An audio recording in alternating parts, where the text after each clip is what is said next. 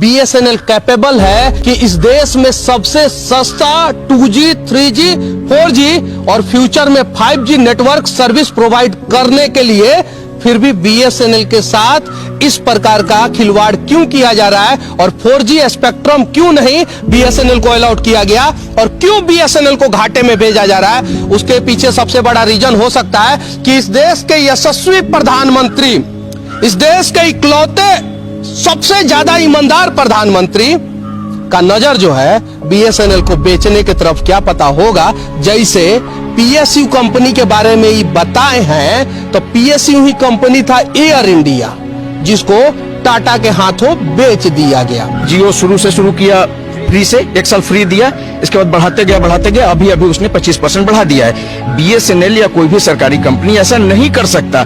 तो यार देश की सरकारी संपत्ति यानी जो संपत्ति देश के लोगों की है उसे बचाने का एक बार प्रयास करो, क्या पता हमारा देश फिर से सोने की चिड़िया बन जाएगा। पहले मुगलों ने हमें लूटा, फिर अंग्रेजों ने लूटा और अभी वर्तमान सरकार हमें लूटने का प्रयास कर रहा है, हमें बेचने का प्रयास कर रहा है। सरकारी संपत्ति बिकने का मतलब कि इस देश के लोगों को बेचा जा रहा है और सरकारी संपत्तियों को बिकने से बचाना होगा। हम BSNL को बचाने के लिए यहाँ पे लड़ रहे हैं, समझे ना, और हम चाहते हैं कि BSNL बचे और हम भी BSNL का सिम ही यूज करते थे। संजोग से पूरा इंडिया घूमते हैं, नेटवर्क हर जगह नहीं आता है, इसलिए हमें दूसरा सिम लेना पड़ा है, पहला चीज। दूसरा चीज, हमें गर्व है कि जब इस देश में कोई टेलीकॉम कंपनी नहीं था तो BSNL था और आज सरकार के एक ऐसे नीति को आपने स्पष्ट कर दिया कि सरकार ने प्राइवेट को स्पेक्ट्रम अलॉट कर दिया, BSNL को नहीं किया।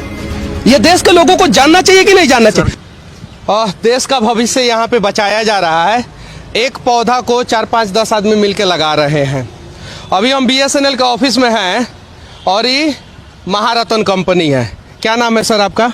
मेरा नाम प्रकाश आदित्य है। और आप क्या काम करते हैं यहाँ पे? मैं जनरल मैनेजर हूँ प्रोजेक्ट में। BSNL में? हाँ जी। BSNL के जनरल मैनेजर हमको मिल गए हैं। देखिए ब्रेकिंग न्यूज हम दिखा रहे हैं और जनरल मैनेजर साहब पेड़ लगा रहे हैं और BSNL 7,000 करोड़ रुपया हर साल घाटे में चल रहा है। अच्छा, पहला सवाल हम आपसे पूछना चाहते हैं मैनेजर साहब, इतने लोग मिलके ये क्या कर रहे हैं? आज़ादी के अमृत महोत्सव के लिए पेड़ लगाने का कार्यक्रम है। ये अमृत महोत्सव कब है? अमृत महोत्सव चल रहा है। पेड़ लगाना जरूरी है कि BSNL को बचाना जरूरी है? दोनों ही जरूरी है। कहाँ बच रहा है BSNL? जियो में अगर आप कंप्लेन करते हैं तो 10 मिनट में आते हैं लोग और आपका फाइबर ठीक करके चले जाते हैं लोग। BSNL में कंप्लेन कीजिएगा 10 दिन बाद आते हैं लोग। अभी तक 4G स्पेक्ट्रम नहीं मिला है। अभी स्पेक्ट्रम नहीं मिला है, दावे के साथ कह रहे हैं। सरकार ने दिया है लेकिन अभी तक उसके लिए जो है कागज और ये वो अभी तक पूरी तरह से नहीं मिल पाया है। देखिए ये बहुत बड़ी बात बता रहे हैं और ये सीधे मोदी सरकार पे उंगली उठा रहे हैं। एयरटेल को स्पेक्ट्रम अलॉट कर दिया गया, जियो को स्पेक्ट्रम अलॉट कर दिया गया और जो देश का शान कंपनी था BSNL को स्पेक्ट्रम अलॉट करने के बाद जो है कागज अभी तक नहीं दिया गया है। शायद ये सबसे बड़ा कारण हो सकता है कि BSNL का 4G नहीं चालू है, लेकिन कहीं कहीं BSNL का 4G चालू है। सर जियो कैसे प्रॉफिट में चला गया? जियो जियो अनिल मुकेश अंबानी से पूछेंगे कि आपसे, हमसे क्यों पूछ रहे हैं? चलिए ठीक है, हम देश के लोगों से पूछना चाहते हैं कि प्राइवेट कंपनी जो स्पेक्ट्रम खरीदती है वो जियो मुनाफे में चली गई और सरकारी कंपनी जिसको स्पेक्ट्रम फ्री में दिया जाता है वो BSNL घाटे में चला गया। एक और सवाल पूछना चाहते हैं, भागिएगा मत sir. He knows much more than you। 20 साल का एक्सपीरियंस है उनका, डायरेक्ट एक्सपीरियंस। अरे उनको इतना सुनिए उनको इतना नॉलेज है, सुनिए उनको इतना नॉलेज है फिर भी BSNL घाटे में क्यों चला गया? कौन है दोषी है? इसके लिए there are variety of factors responsible. आप पिन पॉइंट करके नहीं बता सकते कि ये वो वैरायटी बताइए, देश के लोग जानना चाहते हैं। वो वैरायटी ऑफ फैक्टर्स ये है, सबसे पहले तो चाहे मेहनत आप जितना कर लें, ultimately it is the policy of government, present government which decides the things. जैसे स्पेक्ट्रम अलॉटमेंट का बात कर रहे थे आपको मालूम है 4G अलॉटमेंट सभी को हो चुका है, एयरटेल को हो चुका है, जियो को हो चुका है, बट BSNL को पर्पसली अलॉटमेंट नहीं दिया गया आज पिछले 3-4 साल से। तो ऑब्वियसली गवर्नमेंट जिम्मेदार है इसके लिए। हमारे पार्ट में जो है काम हम कर रहे हैं। हमारे पास इस देश में आपको पता है 76,000 टावर्स हैं BSNL में, ऑपरेटिव हैं। नेटवर्क कहीं मोबाइल में नहीं आता है। सुन लीजिए ना, रूरल एरियाज में हम नेटवर्क देते हैं, शिलोंग में जो पहाड़ी एरिया है, एक दो एरिया का आप उदाहरण दीजिएगा, बाकी मैक्सिमम जगह पे बीएसएनएल का टावर जो है नहीं काम कर। 2 दर्जन बता रहा हूँ। शिलोंग में हम देते हैं पहाड़ी एरिया में, अरुणाचल प्रदेश हिल एरियाज में जहाँ कोई भी ऑपरेटर नहीं जाता, क्योंकि वो नॉन प्रॉफिटेबल एरिया है, वहाँ हम जाते हैं। लद्दाख में हम जाते हैं, नक्सल प्रभावित क्षेत्र में हम जाते हैं। हमारा नेटवर्क काम कर रहा है। प्लीज जब भी आप बताएं किसी को सोशल मीडिया में, तो ऑब्जेक्टिवली एनालाइज करके ना बताएं, आप टोटलिटी में बताएं कि बीएसएनएल इतने सारे कॉन्स्टेंट के बावजूद आज अच्छा कर रहा है। अच्छा से मतलब ये है कि आपकी कंपनी कितने प्रॉफिट में है, वो बताइए कि पिछले 5 साल 7 साल में कितना प्रॉफिट बीएसएनएल ने। हाँ, आप सुनिए, इस देश में 258 पीएसयूस है। आज के डेट में 167 पीएसयू घाटे में है। तो घाटा और लाभ एक अकेला पर्पस नहीं होता पीएसयू का। पीएसयू का दूसरा पर्पस भी है कि सेवा जब हम प्रॉफिटेबिलिटी का बात करते हैं तो हम एक रीजनेबल प्रॉफिट ही क्लेम कर सकते हैं कस्टमर से, जबकि जियो और बीएसएनएल, आपने देखा होगा, जियो शुरू किया फ्री से, 1 साल फ्री दिया, इसके बाद बढ़ाते गया, अभी उसने 25% बढ़ा दिया है। बीएसएनएल या कोई भी सरकारी कंपनी ऐसा नहीं कर सकता, क्योंकि हमारा मार्जिन ऑफ प्रॉफिट अनरीजनेबल कभी हो ही नहीं सकता। एंड अपार्ट फ्रॉम दैट, हमारा कंट्रीब्यूशन जो सतत विकास होता है देश का, उसमें भी है। आपके जो रोड बने हैं, आपके जो एयरपोर्ट्स बने हैं, आपके जो अन्य सारे परियोजना चल रहे हैं, उसमें बीएसएनएल पैसा देता है। 55,000 करोड़ रुपया बीएसएनएल ने दिया है। अब बताइए कि जियो ने कितना पैसा दिया है? 1 रुपया नहीं दिया है। तो फिर आप बीएसएनएल के बारे में जो इतना सारा नेगेटिविटी बता रहे हैं, प्लीज हमारा आपसे ये अनुरोध है कि एक देश, आप शायद नहीं हमारा बातों को समझ पाए हैं, अंग्रेजिया थोड़ा कम आता है हमको। हम बीएसएनएल को बचाने के लिए यहाँ पे लड़ रहे हैं, समझे ना, और हम चाहते हैं कि बीएसएनएल बचे। और हम भी बीएसएनएल का सिम ही यूज करते थे, संजोग से पूरा इंडिया घूमते हैं, नेटवर्क हर जगह नहीं आता है, इसलिए हमें दूसरा सिम लेना पड़ा है, पहला चीज। दूसरा चीज, हमें गर्व है कि जब इस देश में कोई टेलीकॉम कंपनी नहीं था तो बीएसएनएल था। और आज सरकार के एक ऐसे नीति को आपने स्पष्ट कर दिया कि सरकार ने प्राइवेट को स्पेक्ट्रम अलॉट कर दिया, बीएसएनएल को नहीं किया।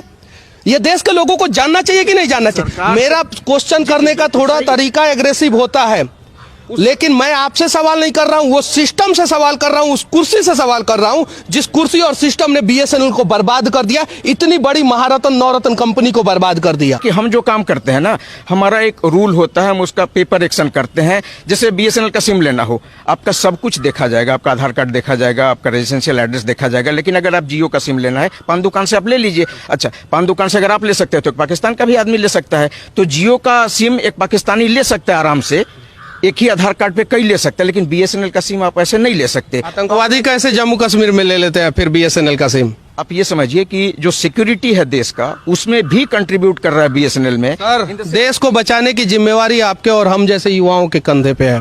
देखिए ना, डिफेंस नेटवर्क बीएसएनएल, आज डिफेंस का जो भी एनएफएस है, नेटवर्क फॉर स्पेक्ट्रम, वो सारे बीएसएनएल को क्यों दे रहा है? क्योंकि उनको ये उम्मीद है, भरोसा है कि अगर हम बीएसएनएल से सर्विस लेंगे तो हमारे सिक्योरिटी को कोई सिक्योरिटी ब्रीच नहीं होगा।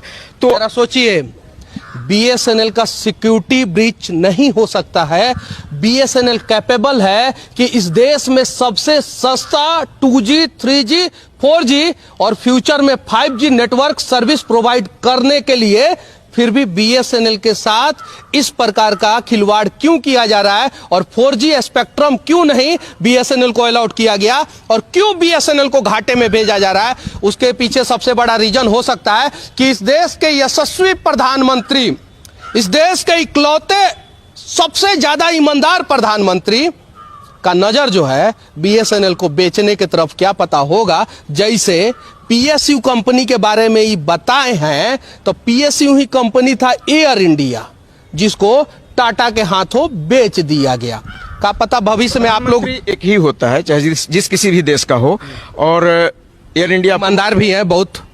आप कह रहे हैं तो जरूर हैं, बहुत अच्छा काम भी करते हैं, भी कह रहे हैं। तो बात समझ रहे हैं? बीएसएनएल के कर्मचारी संतुष्ट नहीं है मोदी जी आपसे।